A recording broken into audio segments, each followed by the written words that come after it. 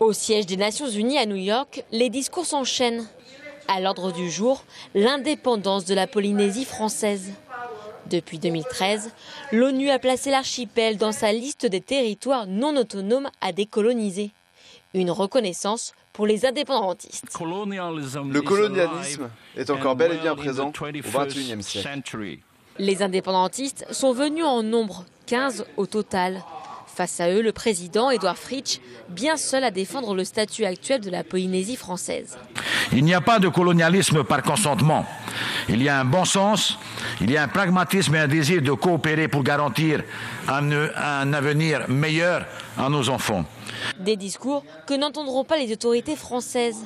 Comme chaque année, le siège de la France reste vide. À chaque fois que l'on parle de la Polynésie, la France se retire. Elle fait la soupe dorée, elle fait la politique de l'autruche. Pourtant, Oscar Temaru espérait un changement après l'élection d'Emmanuel Macron. J'apprécie beaucoup la déclaration de M. Macron quand il dit que la colonisation est un crime contre l'humanité. Je dis bravo, c'est exactement ça.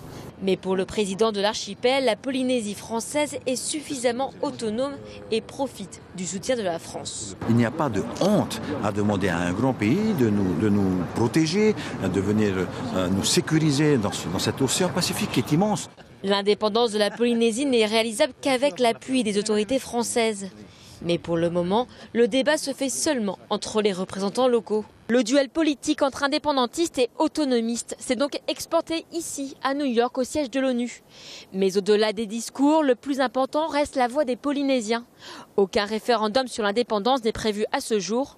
Et lors des dernières élections législatives, 70% des électeurs ont voté pour les autonomistes.